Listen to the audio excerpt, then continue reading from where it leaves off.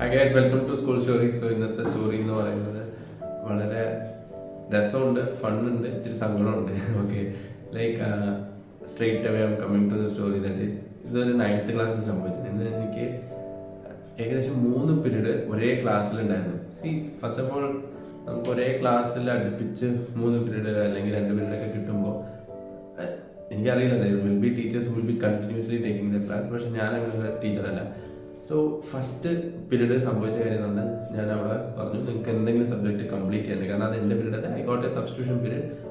നിങ്ങൾ എന്തെങ്കിലും ഇൻകംപ്ലീറ്റ് ഉണ്ടെങ്കിൽ ഇരുന്ന് എഴുതിക്കോ എന്ന് പറഞ്ഞു. So that complete period they were writing the other subjects which was there for them to complete. അപ്പോൾ അത് അവർ എഴുതി. അടുത്ത പീരീഡ് എൻ്റെ പീരീഡായിരുന്നു.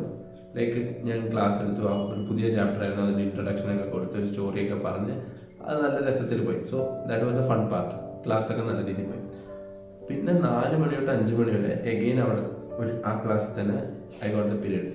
സോ അവർ പറഞ്ഞു, സാർ ഞങ്ങൾക്ക് ഇനിയും കുറേ എഴുതാനൊക്കെ ഉണ്ട് പറഞ്ഞു. ഞാൻ പറഞ്ഞു ശരി, എഗെയിൻ ആദ്യത്തെ അരമണിക്കൂർ നിങ്ങൾ എഴുതിക്കോ, 4 to 4:30 വരെ എഴുതിക്കോ, 4:30 to 5 വരെ ഞാൻ ക്ലാസ് എടുക്കാനാണ്. So everyone agreed.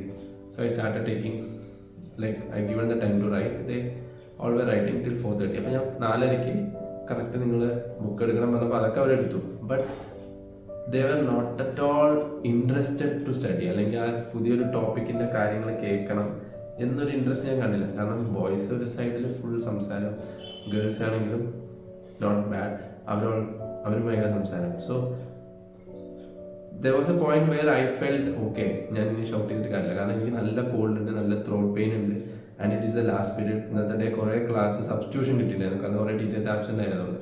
So കുറേ തവണ ഞാൻ പറഞ്ഞു, ഓക്കെ, കുറേ തവണ ഷൗട്ട് ചെയ്തു. ബട്ട് എല്ലാത്തിനും ഒരു ലിമിറ്റ് ഉണ്ട്. So I reach the limit that I can shout more and I don't want to get angry with them. So ഞാൻ പറഞ്ഞു, നിങ്ങൾ ബുക്ക് അടച്ചു വെച്ചോ, എന്നിട്ട് ഇനി ഒരു 10-20 മിനിറ്റ് ബാക്കിയുള്ള പീരീഡിൽ നിങ്ങൾ സംസാരിച്ചോ, but I don't feel like taking class. So എൻ്റെ മുഖം അങ്ങനെ മാറി. ഓക്കെ, ആൻഡ് ഞാനങ്ങനെ വന്നപ്പോൾ തന്നെ പിള്ളേർക്ക് അത് മനസ്സിലായി.